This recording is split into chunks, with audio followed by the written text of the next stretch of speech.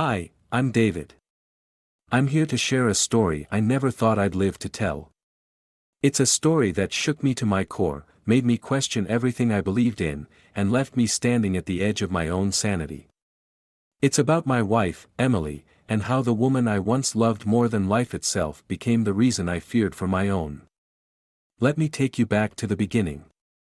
Emily and I met 7 years ago at a friend's wedding. It was one of those moments you only see in movies. She had this smile that lit up the room, and when she laughed, it was as if everything else around me disappeared. I couldn't help but fall for her. Within a year, we were married, and I was convinced I had found my forever. For years, we had what I thought was a perfect marriage. We traveled together, laughed endlessly, and supported each other through life's challenges. I genuinely believed we were one of those rare couples who had it all figured out. Friends used to joke about how lucky I was to have found Emily, and they were right. Or at least, I thought they were. But something changed, slowly at first. I noticed Emily becoming distant, little things I brushed off at the time. She was coming home later than usual, blaming it on work or catching up with friends.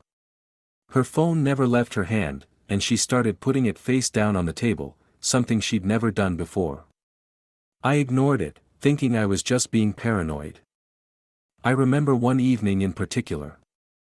Emily had been out late, she said it was a girls' night. When she finally walked through the door, her clothes smelled faintly of cologne, and there was a shift in her tone that I couldn't quite place. When I asked her how her night was, she smiled and said, "It was great," then went straight to bed without another word. Something about that moment stayed with me, but I still didn't say anything. I didn't want to come across as jealous or controlling. Looking back now, I wonder why I didn't trust my instincts. Those small, seemingly harmless moments were the beginning of something I never could have prepared for. What I'm about to share with you is what happens when love turns into something unrecognizable. Something dangerous. This isn't just a story about betrayal. It's about how the person you trust the most can become the one who makes you question whether you'll make it out alive. I'll tell you everything, the signs I missed, the choices I made, and the night I realized my life was in danger. Before we continue, I need your help. Have you ever experienced something like this in a relationship? Let me know in the comments below. I'll be there reading and responding because I truly want to hear your thoughts. And if you're new here, welcome to Wild Love Story. Don't forget to subscribe and turn on notifications so you don't miss what happens next in this unbelievable journey. Let's get into it. After that night when Emily came home late, things didn't just go back to normal. At first, it was subtle, little changes that I tried to rationalize. She started working late more often, even on weekends, and when I asked her about it, her explanations were short, almost rehearsed. "It's just a busy time at the office," she'd say, avoiding eye contact. I wanted to believe her, so I did. But the doubts in the back of my mind wouldn't go away. One evening, I decided to surprise her at work. I picked up her favorite coffee and thought it might be a nice way to break through the tension that had been building between us. When I got to her office, I noticed her car wasn't in the parking lot. I figured she'd already left, so I called her. The phone rang a few times before going to voicemail. About an hour later, she called me back, saying she'd just wrapped up a meeting. I didn't tell her I had been there. I didn't know what to think, and honestly, I wasn't ready to confront the growing pit in my stomach. Days turned into weeks, and her behavior only became more distant. She started spending hours on her phone, texting or scrolling, and if I walked into the room, she'd quickly put it down or leave the room entirely. At night, she'd turn away from me in bed, scrolling with her back to me, shielding the screen. I asked her one night, "Is everything okay? You've been a little distracted lately." She just smiled, that same smile I'd fallen in love with, and said, "I'm fine, David. Just tired." But it didn't feel fine. It felt different. I still didn't press her. I thought maybe she was going through something she didn't know how to talk about. I even started blaming myself, wondering if I was doing enough to support her. Was I not attentive enough? Was I working too much? I didn't want to come across as accusatory or untrusting, so I convinced myself to wait it out, thinking things would eventually get back to normal. One night, everything changed. It was late, Emily was in the shower, and her phone buzzed on the nightstand.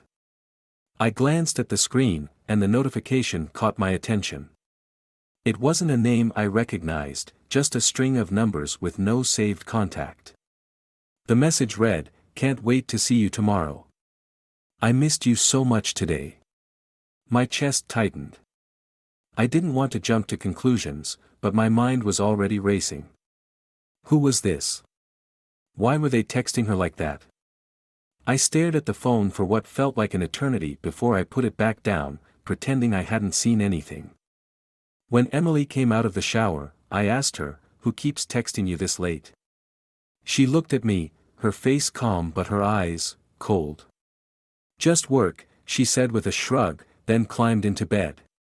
She turned her back to me and fell asleep within minutes, but I couldn't close my eyes. That message kept flashing in my mind.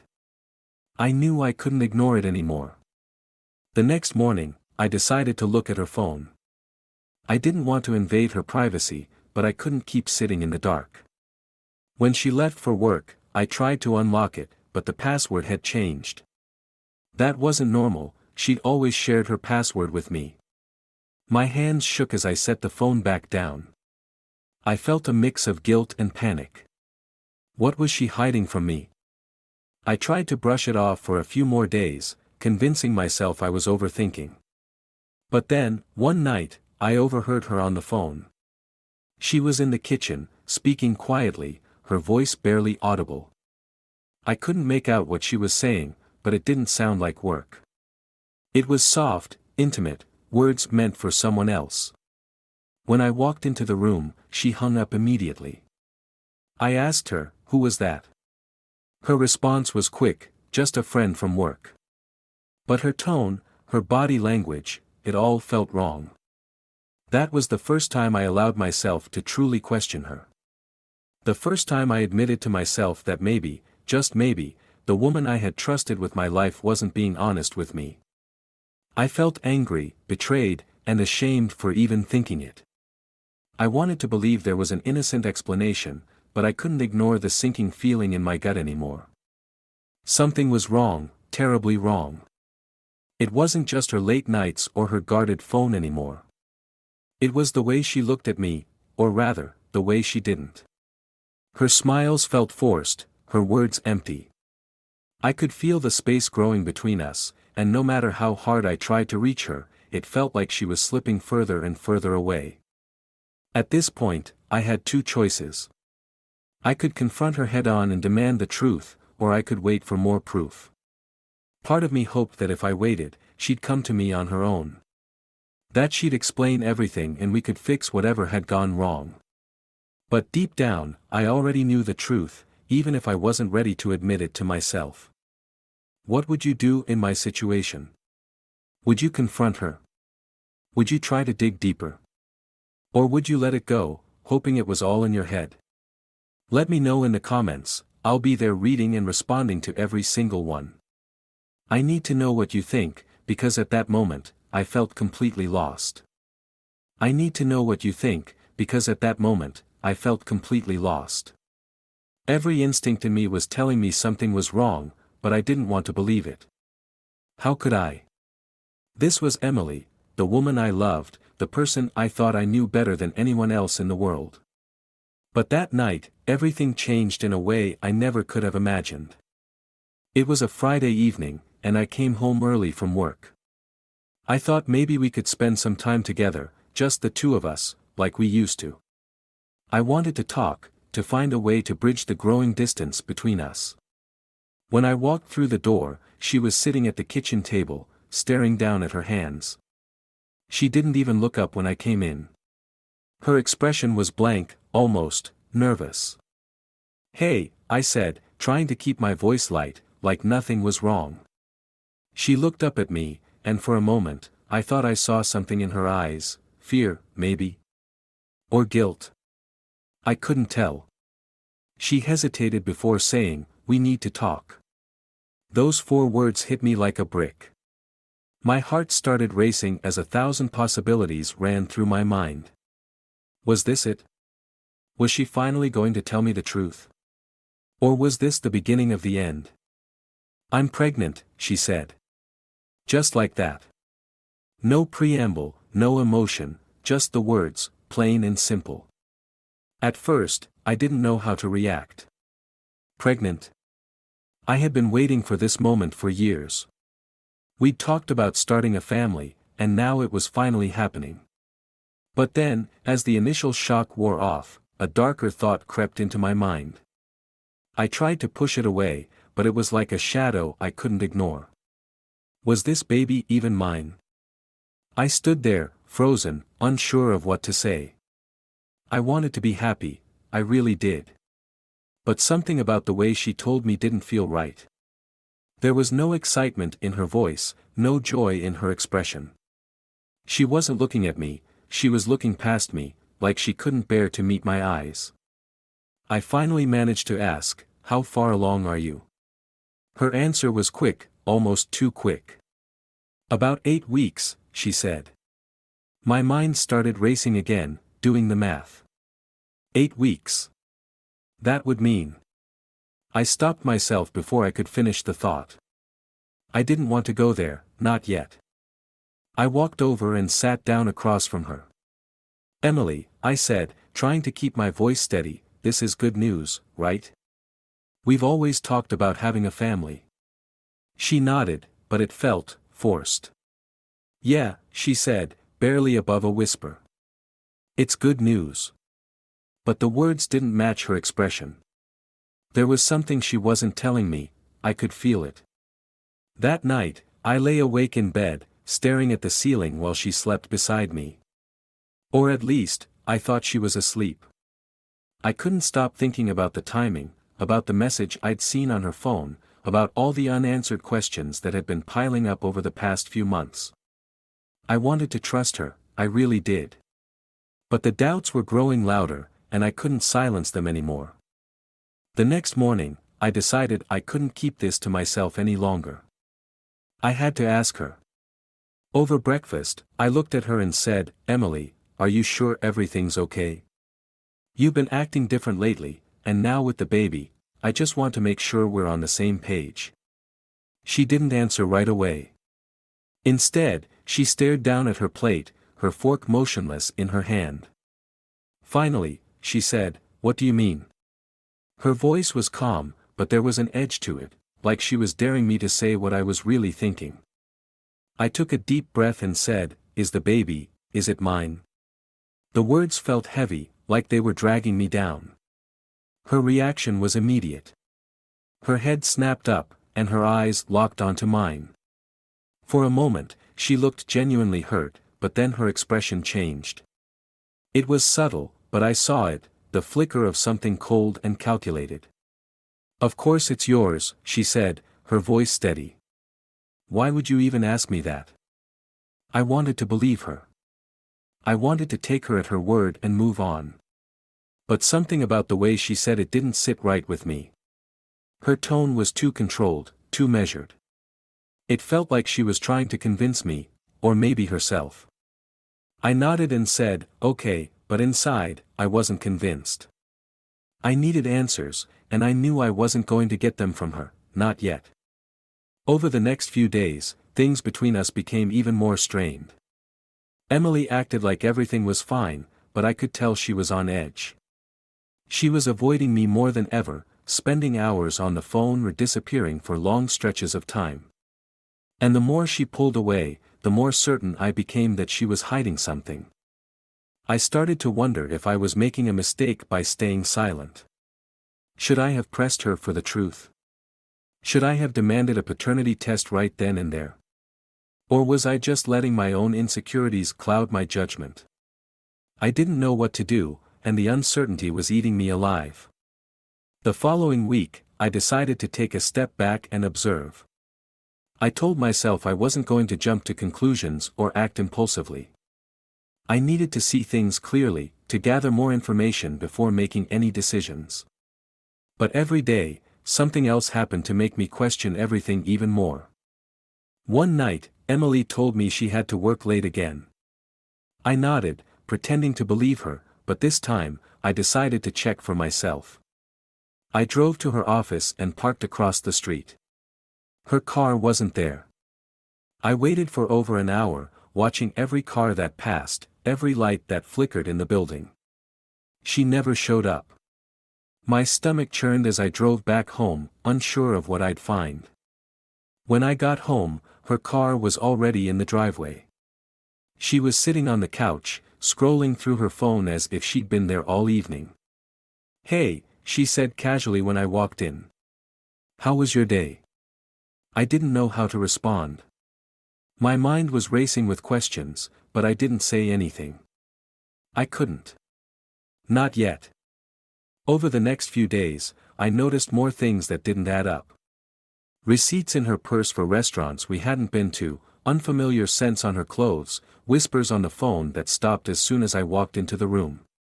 Every piece of evidence felt like a weight pressing down on me, but I still couldn't bring myself to confront her. Part of me didn't want to know the truth. Part of me was terrified of what I might lose. Then came the night that changed everything. It was a Friday, and Emily said she was going out with friends. She kissed me on the cheek, grabbed her purse, and left without looking back. I waited for an hour before following her. I told myself it wasn't spying, it was finding the truth. I needed to know. I needed to see for myself. I followed her car at a distance, my hands gripping the steering wheel so tightly they ached. She drove across town to a small bar on the outskirts of the city. I parked a few blocks away and waited. A few minutes later, a man walked out of the bar and got into her car. My heart sank. I didn't recognize him, but the way they greeted each other, the way he leaned into the window to kiss her, it was all the confirmation I needed. I sat there, frozen, watching as they drove off together. My mind was a whirlwind of emotions, anger, betrayal, heartbreak. But most of all, I felt stupid. Stupid for trusting her, stupid for not seeing the signs sooner, stupid for holding on to hope when it was clear that our marriage was falling apart. I followed them to a motel on the edge of town. They parked, got out of the car, and walked inside together. I couldn't watch anymore. My hands were shaking as I turned the car around and drove home. Every mile felt like an eternity, every thought louder than the last. What was I supposed to do now? Confront her? Leave her? Pretend like I didn't know? Nothing seemed like the right answer. When Emily came home later that night, she acted as if nothing had happened. She kissed me on the cheek, said she was tired, and went straight to bed. I stared at her as she walked away, wondering how she could lie to me so easily, so effortlessly. I wanted to scream at her, to demand answers, but instead, I just sat there in silence. I didn't trust myself to speak. Not yet. The next morning, I decided I couldn't keep it in any longer. Over breakfast, I looked at her and said, "Emily, I need to ask you something, and I want you to be honest with me." She didn't even flinch. "Okay," she said, her voice calm, almost too calm. I took a deep breath and said, "Are you seeing someone else?" She looked at me, her eyes narrowing slightly, but she didn't answer right away. Instead, she asked, "Why would you even ask me that?" Her tone was defensive, almost accusing, as if I was the one in the wrong. "I just need to know," I said, trying to keep my voice steady. She shook her head and said, "No, David. I'm not seeing anyone else. I don't know why you'd think that." But her words didn't match her expression. There was something in her eyes, something cold and calculating, that made me feel like I was the one being played. I didn't believe her, but I didn't push any further. Not yet. I needed more time, more proof.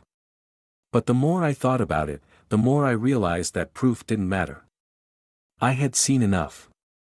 I knew the truth, even if she wasn't willing to admit it. The only question now was what I was going to do about it. The days that followed were some of the hardest of my life. I was caught between two worlds, the life I thought I had and the reality that was slowly unraveling before me. Every time I looked at Emily, I felt a wave of emotions I couldn't control: love, anger, sadness, betrayal. It was a toxic mix that left me exhausted and unsure of what to do next. I kept replaying that moment at the motel in my mind, trying to figure out how we'd ended up here. I wanted to confront her, to lay it all out on the table and demand answers, but every time I tried to work up the courage, something stopped me. Maybe it was fear of hearing the truth I already knew. Maybe it was the small part of me that still wanted to believe there was a way to fix things. Either way, I knew I couldn't keep living like this. Finally, one evening, I decided I couldn't wait any longer. Emily was sitting in the living room, scrolling through her phone like she always did. I stood in the doorway, watching her for a moment, wondering how we'd gotten here. My heart was pounding, and my hands were shaking, but I knew this was it. This was the moment I had to face the truth, no matter how painful it might be. "Emily," I said, my voice breaking the silence. She looked up at me, her expression calm, almost indifferent. "Can we talk?" I asked. She set her phone down and nodded. "Sure," she said, like it was any other day, like there was nothing unusual about what was happening between us. I sat down across from her, my mind racing as I tried to find the right words. "I need you to be honest with me," I said, my voice steady but strained. She didn't say anything, just looked at me, waiting. I took a deep breath and said, "Are you having an affair?" Her expression didn't change at first. For a moment, it felt like time had stopped. Then, she smiled, a small, almost mocking smile, and said, "Why would you think that?" Her tone was calm, almost dismissive, but I could see it in her eyes. She knew. She knew I had seen the signs, that I had put the pieces together. And yet, she wasn't going to make this easy for me. "I've seen the messages," I said, my voice trembling. "I know about the nights you've been gone, about the motel." Her smile faded, and for the first time, I saw something else in her expression: anger, maybe? Or fear. It was hard to tell. She didn't deny it, but she didn't admit it either. Instead, she said, "I can't believe you've been spying on me. Do you even hear yourself right now?" Her words hit me like a slap in the face. Somehow, she was turning this around on me, making me feel like I was the one in the wrong. "Spying on you?" I said, my voice rising. "I wouldn't have had to if you'd been honest with me. Do you have any idea what it's been like, wondering what's going on, questioning everything?" She stood up, her face flushed with anger. "You don't trust me," she said, her voice sharp. "You've been looking for reasons to doubt me, and now you're making up stories in your head. Maybe you're the one who's broken, not me." Her words cut deeper than I expected. I wanted to fight back, to tell her everything I'd seen and heard, but something about the way she was acting stopped me. It was like she didn't care anymore, like she'd already decided I didn't matter. "Emily," I said, my voice softer now. "If you want to leave, just say it. If you're not happy, if you found someone else, I need to know. Don't lie to me anymore." She looked at me for a long time, her expression unreadable. Then she said, "David, I don't know what you want from me. I've told you the truth. If you can't handle that, maybe this isn't going to work." Her words were like a knife to the heart. This was the woman I had built my life around, the person I thought I'd grow old with. And now, she was standing in front of me, acting like I was nothing more than a stranger. I felt a surge of anger rise in me, but it was quickly replaced by something else: sadness. I realized, in that moment, that I'd already lost her. Maybe I'd lost her a long time ago. "Is the baby mine?" I asked, my voice barely above a whisper. For a moment, I thought she wasn't going to answer.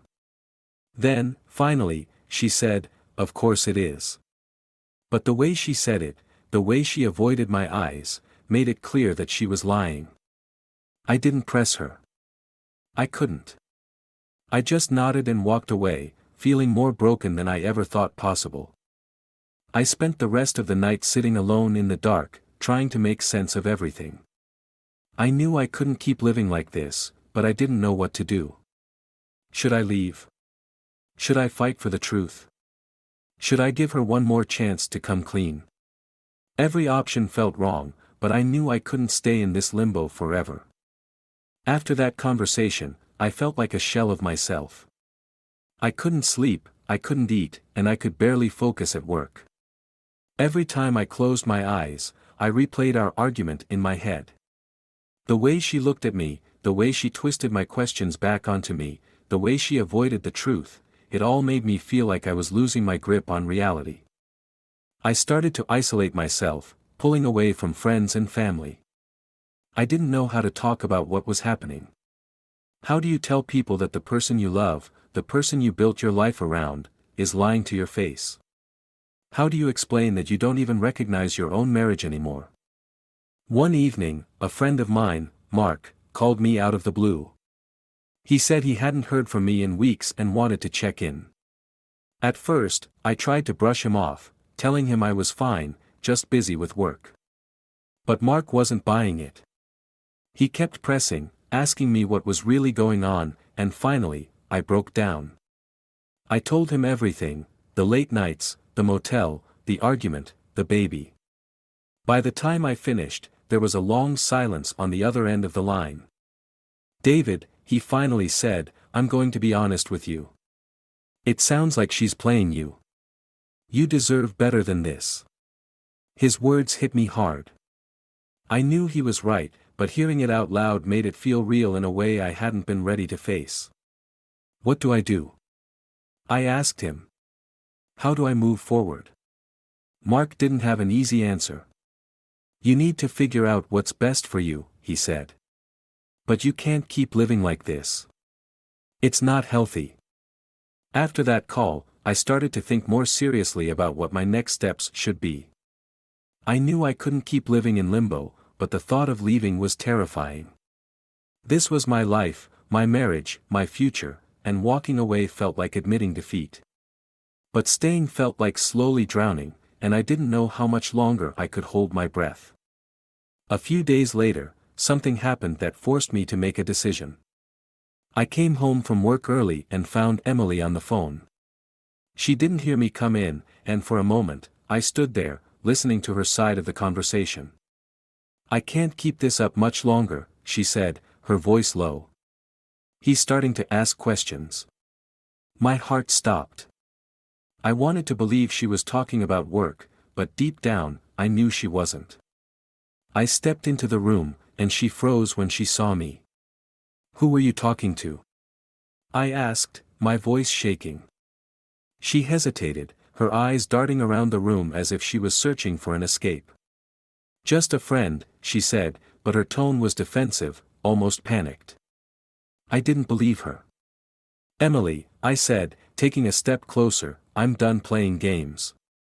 Tell me the truth. Who were you talking to?" Her face hardened, and for a moment, I thought she was going to admit everything. But instead, she just shook her head and said, "You're being ridiculous, David. You're paranoid." That was it. That was the moment I realized she wasn't going to tell me the truth, no matter how much I begged or pleaded. She had made her choice, and now I had to make mine. I walked out of the room without saying another word, grabbed my car keys, and drove away. I didn't know where I was going, I just needed to get out of that house, to clear my head and figure out what to do next. I ended up at a park a few miles away, sitting on a bench and staring at the ground. I felt like my whole world was falling apart, like everything I thought I knew was a lie. I thought about the man at the motel, about the baby, about all the times she had lied to my face. I thought about the life we had built together, the dreams we had shared, and how easily she had thrown it all away. That night, I made a decision. I couldn't keep living in the shadows of her lies. I needed answers, and if she wasn't going to give them to me, I was going to find them myself. The next morning, I called a lawyer. I didn't want to file for divorce, not yet. But I needed to know my rights, to understand what I was up against if things didn't change. I also started looking into getting a paternity test. I needed to know the truth about the baby, even if it was the last thing I wanted to hear. When I told Emily about the paternity test, her reaction was unexpected. She didn't argue or try to stop me. She just shrugged and said, "Fine. Do whatever you need to do." Her indifference cut deeper than any words ever could. It was like she didn't care anymore, like I didn't matter to her at all. The weeks that followed were some of the most painful of my life. I moved into the guest room, and we barely spoke to each other. Every interaction felt cold and distant, like we were two strangers living under the same roof. I started to see a therapist, trying to make sense of everything and figure out how to move forward. It helped, but the pain was still there, always lingering in the background. Finally, the results of the paternity test came in.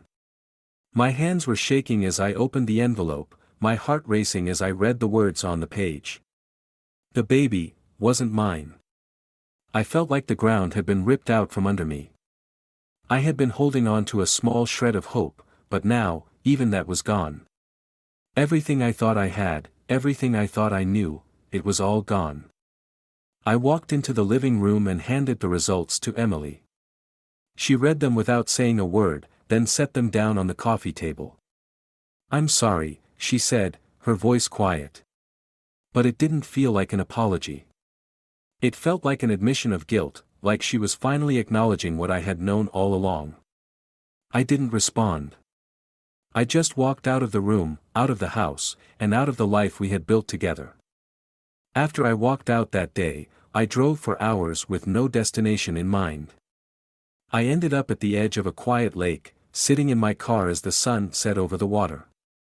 The stillness around me was almost unbearable, but it gave me the space I needed to think about everything, about Emily, about our marriage, about the future I thought we were building together. I thought about the good times we shared, the laughter, the plans, the dreams. I thought about the promises we made to each other on our wedding day, standing in front of friends and family, vowing to love and cherish one another for better or worse. I never thought the worse would come like this. But as I sat there, staring out at the lake, I started to realize something important. I had been holding on to a version of Emily that no longer existed, or maybe never existed at all. I had been clinging to the idea of our marriage, the life we had built, because I was too afraid to let go. Too afraid to admit that it was over. Too afraid to face the unknown. And yet, sitting there in that silence, I felt a strange sense of peace for the first time in months. I realized that letting go wasn't about giving up, it was about choosing myself, choosing to move forward instead of staying stuck in the past. It wasn't an easy decision, and it wasn't one I made lightly, but I knew it was the right one for me. Over the next few weeks, I started to rebuild my life. I moved into a small apartment on the other side of town, surrounded by unfamiliar walls and empty rooms. It was lonely at first, but it was also freeing. For the first time in a long time, I felt like I could breathe again.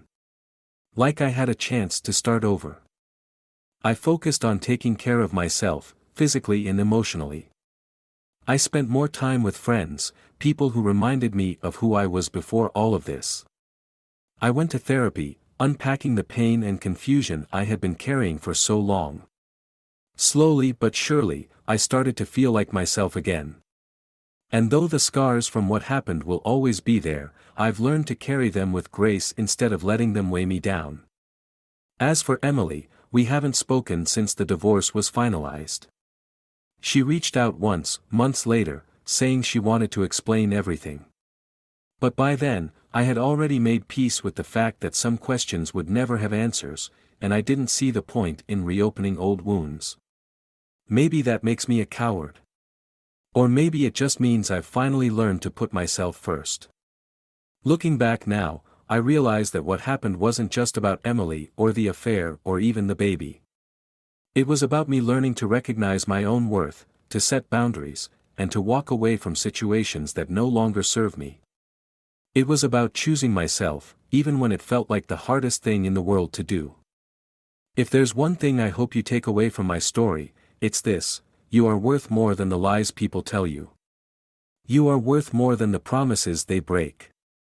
And you are strong enough to walk away from the things that no longer bring you joy, even when it feels impossible.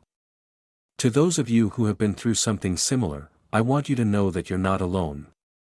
And to those of you who are still in the thick of it, still trying to figure out what to do next, I see you, and I know how hard it is. But I promise, there's light on the other side. It's not easy, and it's not quick, but it's there. And you are strong enough to find it. What do you think? Do you think I made the right decision to leave? Or do you think I should have stayed and fought for the life we built together? Let me know in the comments. I'll be reading and replying, because your perspective means a lot to me. We've all been through struggles, and sometimes, sharing our stories is the first step toward healing. If you're new here, thank you for watching Wild Love Story. Don't forget to like this video, subscribe to the channel, and turn on notifications so you don't miss the next unbelievable journey. And if you have your own story to share, let me know. I'd love to hear it. Thank you for being here, for listening, and for being part of this journey with me. Until next time, take care of yourselves, and remember, you are stronger than you think.